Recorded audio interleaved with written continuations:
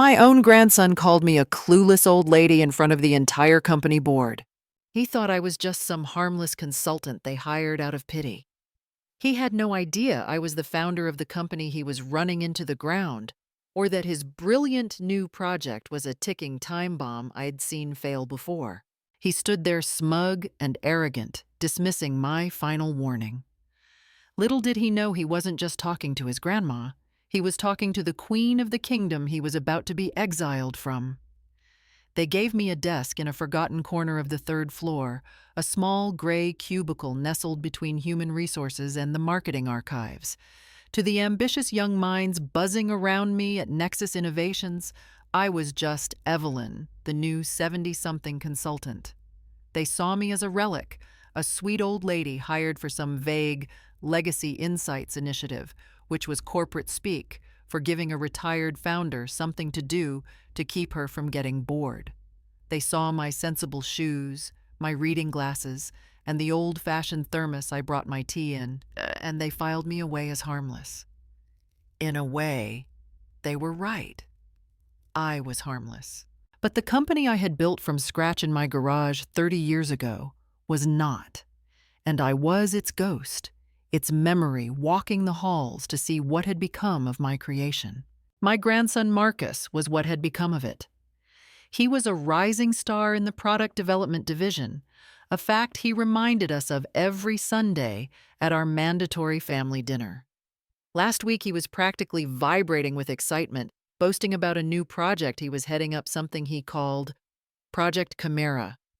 He threw around buzzwords like synergy and disruptive innovation, with the breathless confidence of a young man who has never truly failed at anything. He sketched the architecture on a napkin, his hands moving with arrogant speed. I listened patiently.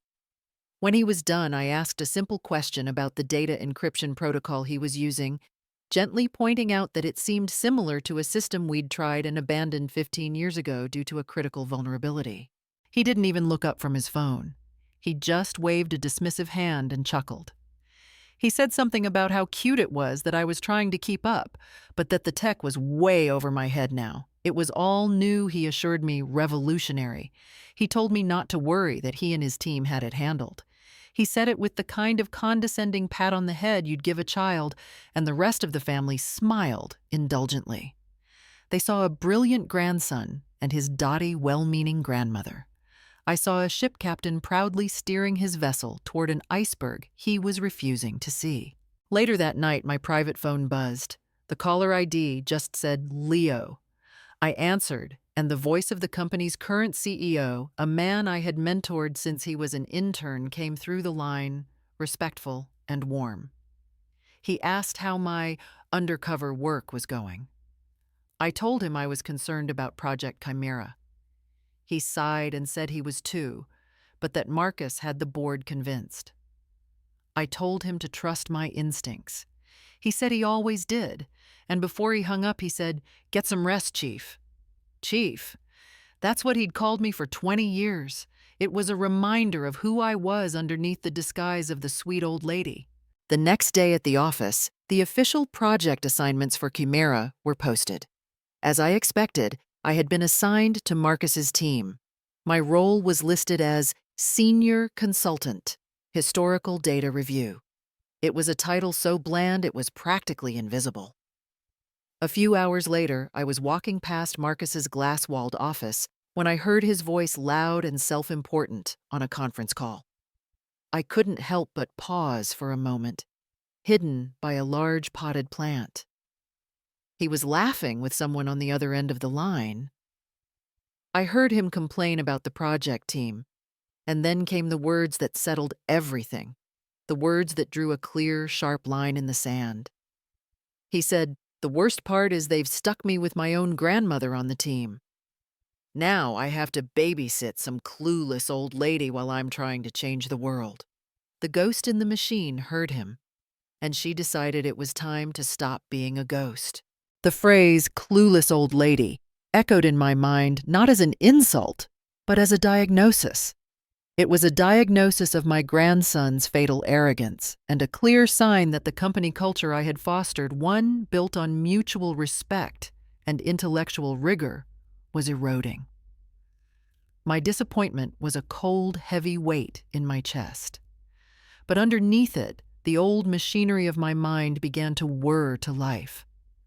For 30 years, I was the chief, the one who made the hard decisions, the one who corrected course when the ship was heading for the rocks. This was no different. It wasn't about personal revenge.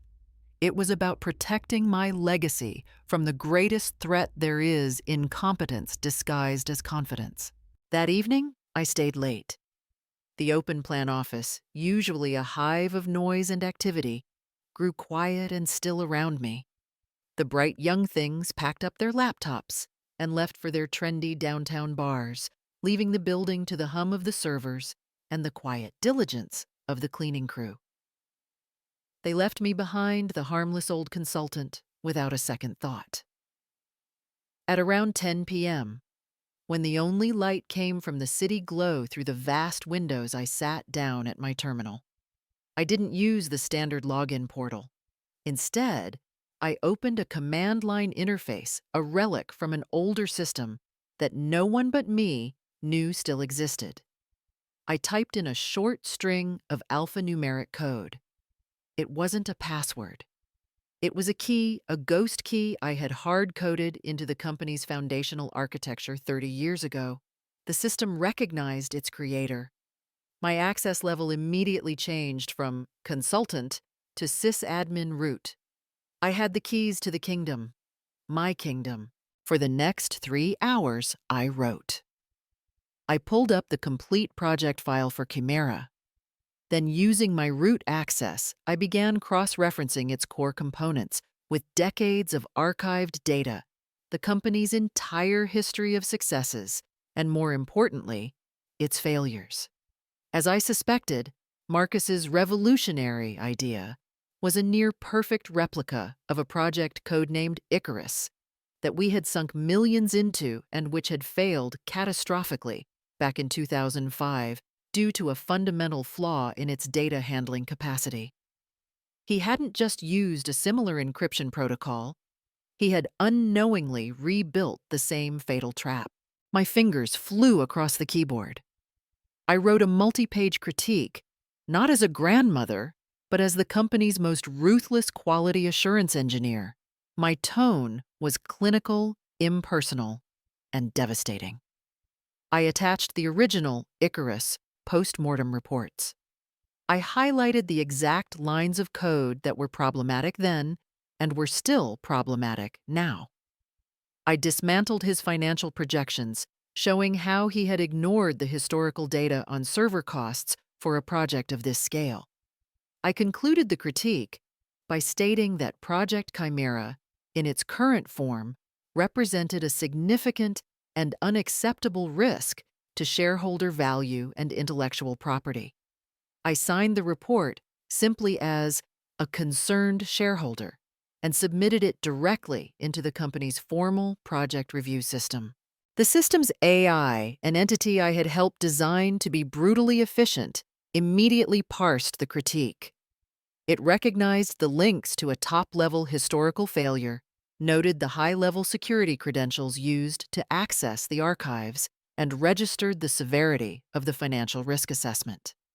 Within seconds, a series of automated actions were triggered. The project status for Chimera switched from a confident green active to a glaring red on hold pending emergency review. Automated high-priority emails were dispatched to the entire senior leadership team, including the VPs of product engineering and finance, summoning them to an immediate and all-hands review of the project's viability. The next morning, I was at my desk at 8 a.m., calmly sipping my tea. The office was buzzing with a nervous energy it didn't have the day before. I watched Marcus stroll in at 9:15, a cocky smile on his face, holding a ridiculously expensive coffee. He sat down, logged in, and his smile vanished. I saw his face go pale, his eyes widening in disbelief as he stared at his monitor. He frantically started clicking his mouse. A moment later, his director, a stern woman named Maria, was at his desk. Her face was grim. She didn't speak. She just crooked a finger, beckoning him.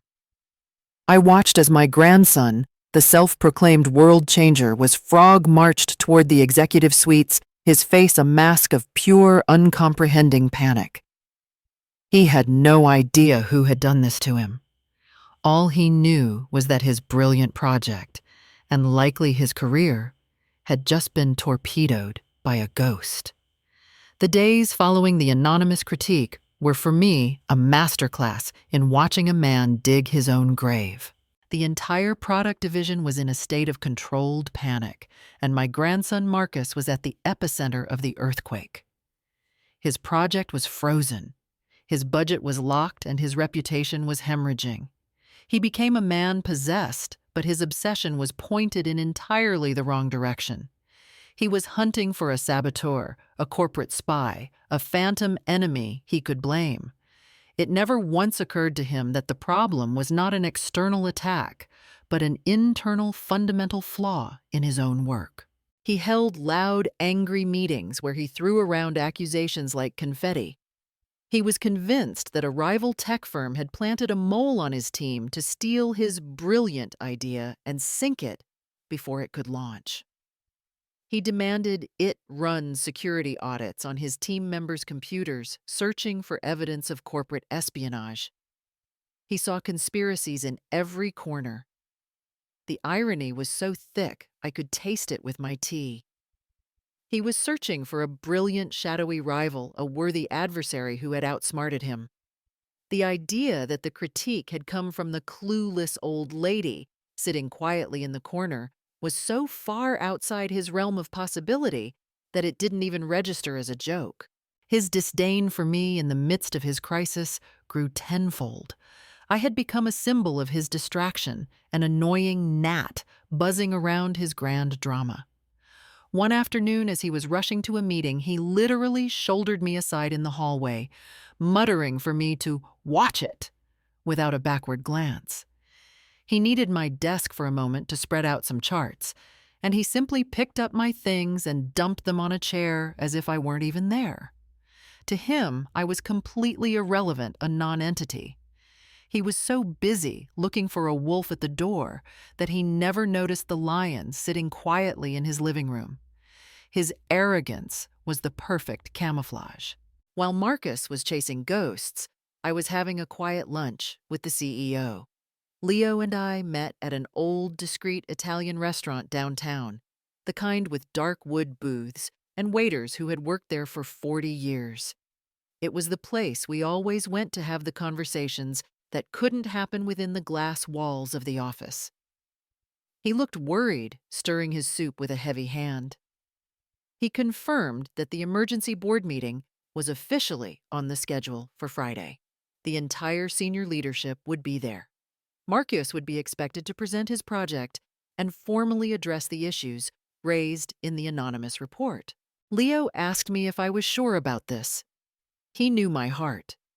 He knew that underneath the founder and the chair of the board, I was still a grandmother. I told him what Robert, my late husband and co-founder, used to say, that a business is like a garden. If you let the weeds of arrogance and incompetence grow, they will eventually choke everything of value. We weren't talking about Marcus anymore. We were talking about the soul of the company. We spoke of the old principles, the core values of humility and relentless competence that we had built Nexus on. Leo nodded, his resolve hardening. He knew what had to be done. We were no longer discussing if a course correction was needed, only how. I returned to the office feeling a calm, sad certainty. The B story of my grandson's professional life was about to come to a definitive end. I saw him across the floor, huddled with his team, his face a mask of furious frustration, still trying to hunt down the phantom who had wronged him. He was a boy playing king, completely unaware that the queen was already on the board and had been patiently waiting for him to make his final fatal move. The meeting on Friday would not be an interrogation. It would be a lesson, and I would be the one to teach it. The main boardroom at Nexus Innovations was my favorite room in the entire building. I had designed it myself decades ago. It had a long, black granite table that felt cool to the touch, and a single vast window that looked out over the city I loved. It was a room built for clarity, for hard truths, and for decisions that would shape the future. On that Friday morning, it felt like an arena. All the vice presidents were there, their faces grim and their notebooks open. Leo, the CEO, sat at the head of the table, his expression unreadable. And at the other end, set up with a projector, was my grandson Marcus, sweating through his expensive silk shirt. I was seated off to the side at a small temporary chair against the wall, the designated spot for the irrelevant consultant. From their perspective, I was just a piece of furniture there to observe. Marcus began his presentation. It was a masterclass in confident desperation. He tried to defend Project Chimera with a flurry of buzzwords and slick graphics. He addressed the anonymous critique with theatrical scorn, dismissing it as the work of a corporate rival, a cowardly attack from someone who lacked his forward-thinking vision. He portrayed himself as a brilliant innovator under siege. He spoke for nearly an hour, pacing back and forth, a charismatic performance that I could see was starting to win over some of the newer VPs who didn't know any better. He was good, I had to give him that. He was a phenomenal salesman. But he was selling a faulty product, and the bill was about to come due. When he finally finished, a tense silence filled the room. Leo let the silence hang for a moment before turning to the board. He asked if there were any questions. The VPs shifted in their seats, looking at each other, none of them wanting to be the first to challenge the CEO's supposed star performer. After a few seconds of silence, I raised my hand, just a small, hesitant gesture. Leo nodded at me, a flicker of something unreadable in his eyes. I kept my voice soft, polite. The voice of the harmless old woman everyone saw. I asked a single simple question. I said that his presentation was very impressive, but I had a small query about the core architecture. I asked him if he could clarify how the Chimera project's data compression algorithm avoids the same recursive memory leak that caused the catastrophic multi-million-dollar failure of the Icarus project back in 2005. The effect of my question was instantaneous. The older VPs, the ones who had been with the company for more than 20 years, stiffened. Their eyes widened. They remembered Icarus. It was a legendary failure, a ghost in the company's history that was only spoken about in hushed tones. Marcus, however, just stared at me, his expression blank. He had no idea what I was talking about. I had just revealed in front of the entire leadership team that he hadn't researched his own company's history.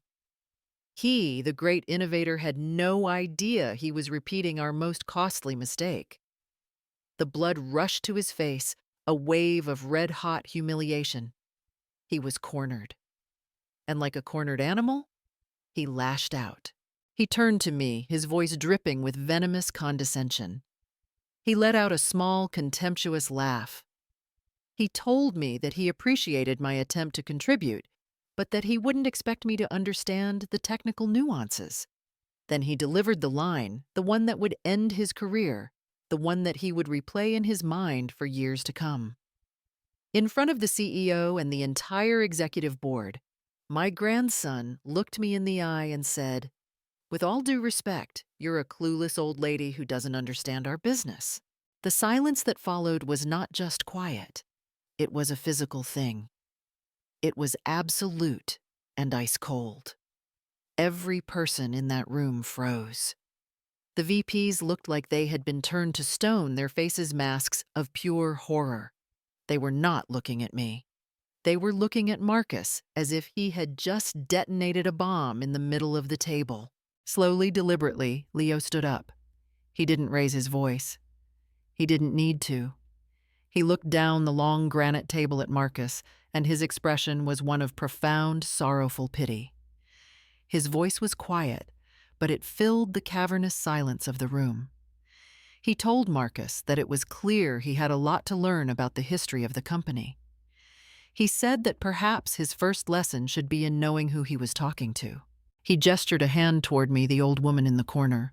"Marcus," Leo said, his voice ringing with quiet authority, "I'd like to introduce you to the chair of our board of directors, the founder of Nexus Innovations, and the woman who still owns 51% of this company.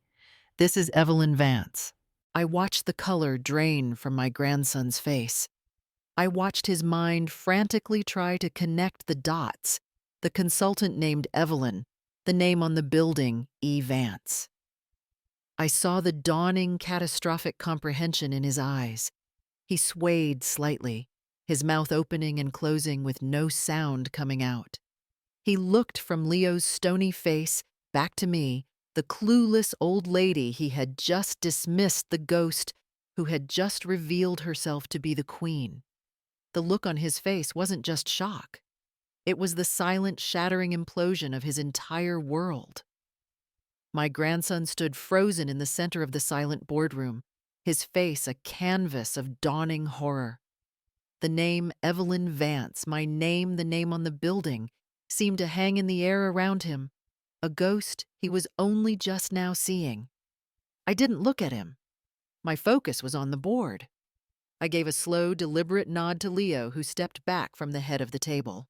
I walked calmly from my insignificant chair along the wall to the front of the room, my sensible shoes making almost no sound on the plush carpet. I placed my hands on the cool, black granite of the table. The room was mine. It had always been mine. I turned to the stunned executives. My voice was quiet, but it commanded the attention of the room in a way Marcus's booming presentation never could. I told them that it seemed a lesson in company history was in order. With a few keystrokes on the master terminal, I dismissed Marcus's gaudy presentation from the main screen. In its place, I pulled up a file from the deep archives, a file flagged with the highest level of security. The title on the first slide read, Project Icarus Post-Mortem Analysis, 2005. For the next 20 minutes, I delivered what Marcus's direct superior later called a masterclass in methodical destruction. I didn't raise my voice. I didn't use emotional language. I simply taught. I walked them through the Icarus project, our most ambitious and costly failure from 2 decades ago. I showed them the original architectural diagrams, the data flow charts, the flawed encryption algorithm. Then, side by side, I brought up the schematics for Project Chimera.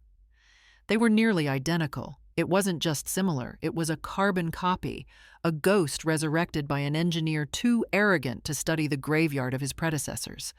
I pointed out the exact recursive loop in the code that had led to a catastrophic memory leak, then a bug that was still present, lurking like a time bomb in my grandson's revolutionary design. I explained that the anonymous critique wasn't sabotage. It was a simple statement of historical fact. When I was done dismantling the technical foundation, I moved on to the financials.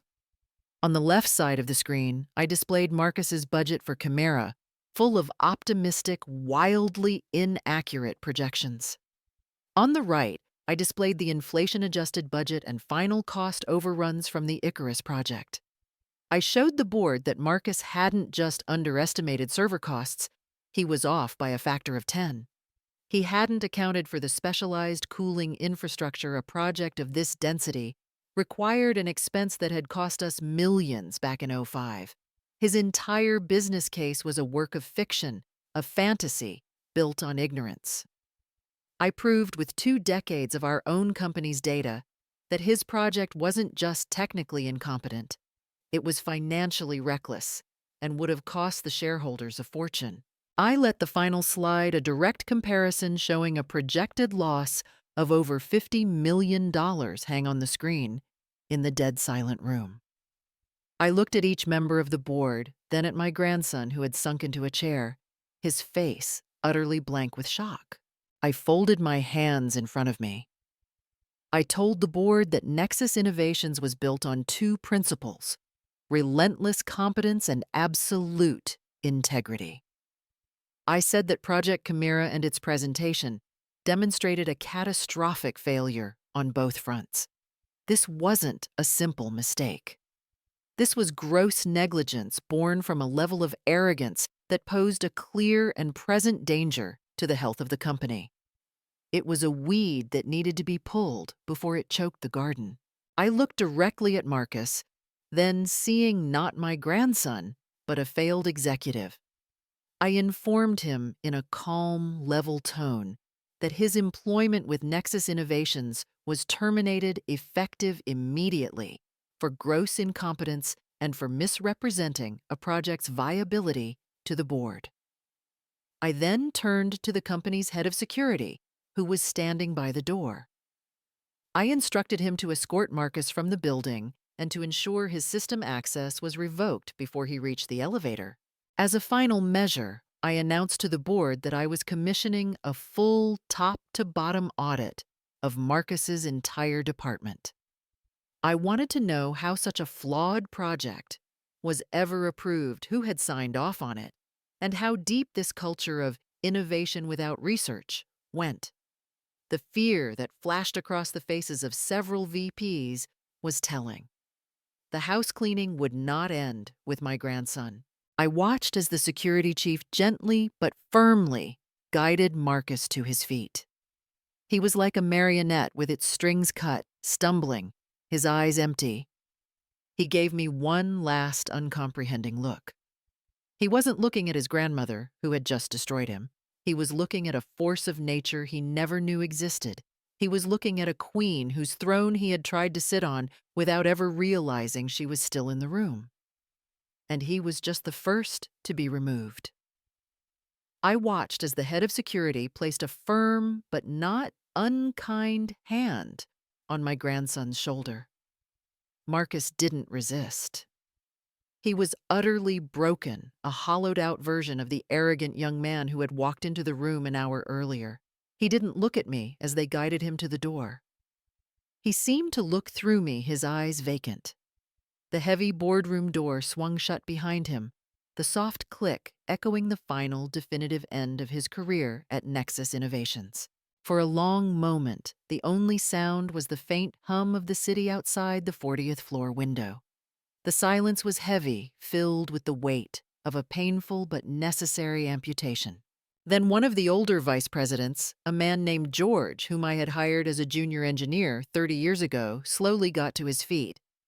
He began to applaud a steady, rhythmic clap that was not celebratory, but deeply respectful. Another VP stood, then another. Within seconds, the entire boardroom was on its feet, giving me a standing ovation. There was no joy in their faces, only a profound sense of relief, as if a long-feared fever had finally broken. They weren't cheering for a grandson's demise. They were cheering for the return of a standard they feared had been lost forever. I gave them a single, slow nod of acknowledgement, my heart aching with the cost of this victory. When the applause subsided, I addressed them again, my voice leaving no room for doubt. I told them that my time as a silent observer, as a ghost in my own machine, was over. Effective immediately, I was resuming my full duties as the active chair of the board. I informed them that my first order of business was the full-scale audit of the product development division, and that I would personally oversee it. I made it clear that we were not just looking for financial discrepancies, but for a cultural rot, a lack of integrity, a celebration of style over substance. I told them we were going back to the Nexus way, and that anyone who wasn't prepared for that journey should update their resume. It was not a threat. It was a promise. A course correction was coming. By the time I took the elevator down to the third floor, the news had already ripped through the building. The speed of corporate gossip would always be faster than our best fiber optic cables. The atmosphere on the open plan floor was electric. The usual lazy afternoon chatter was gone, replaced by hushed, intense conversations. The sycophants who had hitched their wagons to Marcus's star were huddled together, their faces pale with fear. But the others, the quiet, hard-working engineers and designers who had been marginalized by Marcus's clique, had a different look. There was a new light in their eyes, a renewed sense of purpose. Morale for the people who actually mattered had skyrocketed. The ghost was no longer a rumor. She was real, and she was back in charge. I walked to my small, gray cubicle in the corner, the one where the clueless old lady had worked. I began to pack my few belongings into a small box. My thermos, the faded photograph of Robert and me in the garage, a well-worn book on programming. One by one, the senior VPs from the meeting came by my desk. They didn't say much. They just offered their support, their loyalty, their readiness to get to work. They no longer saw a consultant. They saw their chief. As I stood up to leave box in hand, I looked out over the sea of desks. The work of fixing what was broken would be hard, but for the first time in a long time, I felt like I was truly home. The real work was about to begin. Evelyn learned that respect is not a perk of a title, but a currency earned through competence. Her grandson saw a clueless old lady. He failed to see the architect of the world he was so proud to inhabit. In the end, she knew she hadn't fired him for the personal sting of his disrespect, but for the professional danger of his incompetence. It was a painful lesson to teach, but she understood that upholding a legacy of excellence is what real leadership looks like.